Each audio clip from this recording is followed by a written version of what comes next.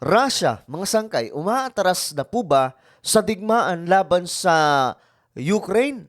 Ngayon kasi, lumalabas na itong Russia ay tila baga nagpaparamdam na ng pag-surrender sa gera o pag-atras mismo sa digmaan na yun matapos po paalisin ang kanilang mga kasundaluhan doon po sa Kherson na isa pong syudad ng Ukraine. So yan po yung aalamin natin ngayon mga sangkay dahil kung totoo ito, ibig sabihin mayroon pong agreement na naganap kung kaya't nangyari ito at mukhang sana magkaroon po ng pag-uusap na ang dalawang bansang ito, Ukraine at Russia at hindi na po lumala ang sitwasyon.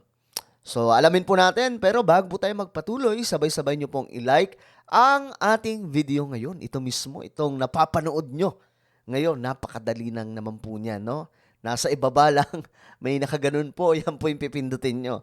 Alright, ito na, kung na-like nyo na mga sangkay, tara, umpisahan na po natin ito. Tara!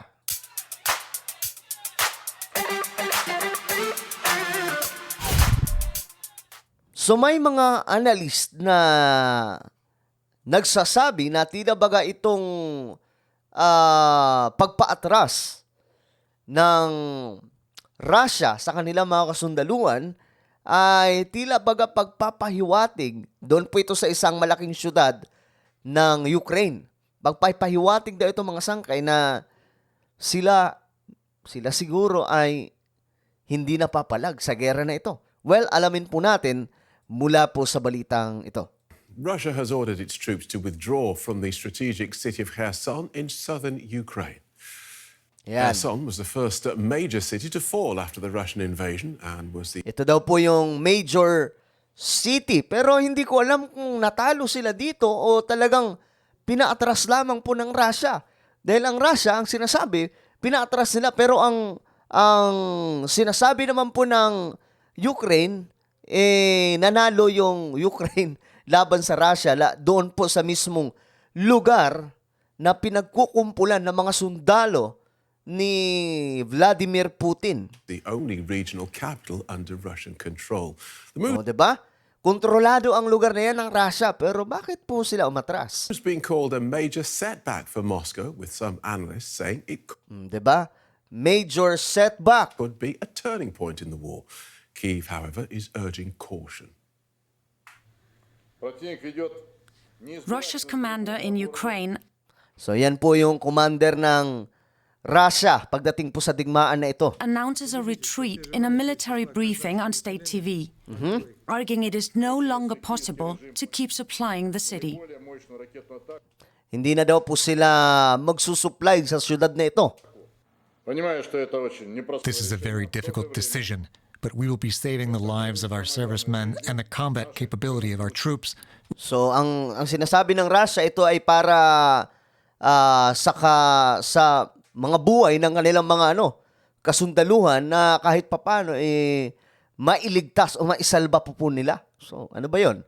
Pagpapahiwatig ba na sila ay umaatras sa tropa ng Ukraine? Which is necessary to stay on the right bank in a limited area. Russian troops swept across southern Ukraine from annexed Crimea at Yan po, makikita nyo yung pag-alis na po ng kanilang mga kasundaluhan. the start of the war, seizing her son in early March. Kaya nga lang, wait lang ha. Tanggalin lang natin to. Ayan. In recent weeks, Ukrainian forces have been closing in on the city, and Russia has been relocating tens of thousands of its residents. The streets of Kherson are now virtually empty. A Ukrainian takeover of the city would be seen as a significant blow to Russian President Vladimir Putin. Okay, ito pala talaga yung pinakamalaking nakuha ng Russia na syudad doon po sa Ukraine. Only weeks ago, he announced what he called the forever annexation of the Kherson region, along with 3 others, in a big ceremony in Moscow. On the streets of Kiev, some had their doubts about a Russian retreat. Nako, eto, nagdududa daw po sila. Мені здається, що I think this is Russia planning something. Siguro daw, tingin daw po nila may pinaplanong mas malala itong Russia. Я в це не вірю. I can't really believe it. Why would they gather 40,000 soldiers there in the first place? I think they are preparing something for the Ukrainian army. Армії. Mukhang strategy umano ito ng Russia para sa, mas malaki pang digmaan. A feeling echoed by the country's president. Ворог не робить. The enemy does not give us gifts, does not make gestures of goodwill. We fight for it all. Тому ми рухаємо We will move very carefully, without emotions, without unnecessary risk, to liberate all our land and minimize our losses. So ito po yung presidente ng Ukraine. якнайменше. Recapturing her son could allow Ukraine to win back more lost territory in southern areas, including Crimea, which Russia illegally seized in 2014. Well, Mike Martin is a fellow of King's College London in the Department of War Studies. I asked him if this Russian announcement is to be believed. Marami kasi talaga yung nagdududa din, no? Though sinasabi po ng iba na malaki itong pagkatalo ng Russia, pero marami rin po ang nagsasabi na ito malamang ay isang strategy ng Russia. Ano ba 'yon? Kasi itong Kherson na sinasabi na syudad po ng Ukraine or sa southern city ng Kherson ay ano daw po ito? Isa po ito sa malaking nasakop ng Russia. Kaya nga lang, ang nangyari, pinatras po yung mga sundalo ng Russia. So ano yung plano ng Russia? Nagulat mismo yung mga tao dun. Bakit sila umatras? Tila baga mayroon daw pong mas maitim pang binabalak ang Russia. Ayon po sa kanila. We do believe the announcement. You wouldn't announce it on television at nation state level. And actually, we've seen over the last month or so withdrawal of Russian forces. They've been blowing up some minor bridges to help them in the retreat. And they've also reinforced over the other side of the river. They've set up very big defensive lines. So we can definitely believe this. Right. And so what does it tell us then about the way this war is going for Russia? It is another, over the last 6 months really, the tide has been going out for the Russians. The high water mark was really the beginning of April, where Russia, you'll remember, controlled territory north of Kyiv, up in the northeast in the Kharkiv region, Kherson in the south. Now, all of those three regions have been liberated or are shortly to be liberated by Ukraine. Okay, marami daw po sa mga lugar ng Ukraine ay napalaya na po ng mismong tropa ng Ukraine. Ibig sabihin, maraming mga syudad o mga lugar sa Ukraine na nasakop na mismo ng Russia dapat, pero nakuha muli ng Ukraine soldiers. So, naniniwala daw po siya na itong sinasabing pag-withdraw ng kanilang mga kasundaluhan doon po sa southern city of Kherson, ito daw po ay pagpapahiwatig na totoo ang kanilang pagpapaatras.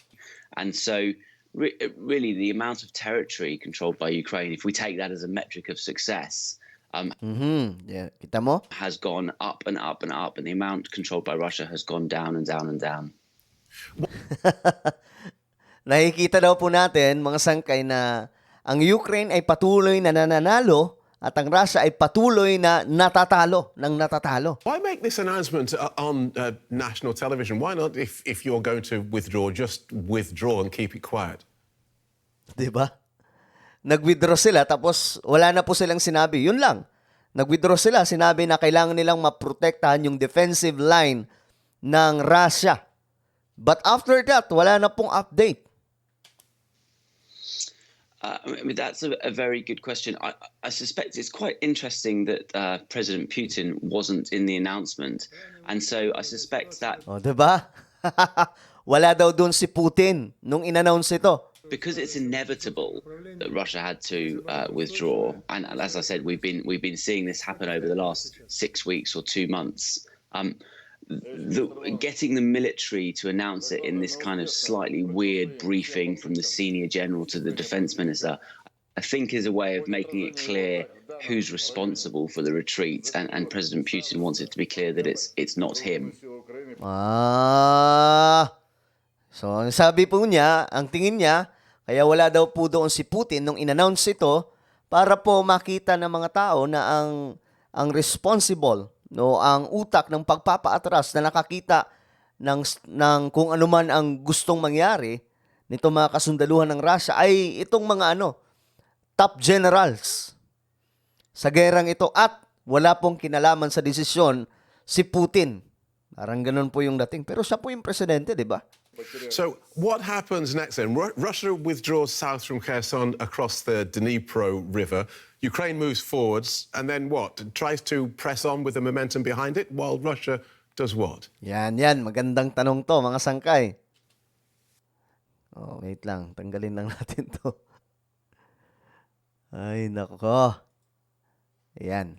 I think we've got one more play before winter sets in, and once winter sets in, everything's going to slow down. It becomes much more difficult to fight in somewhere like Ukraine.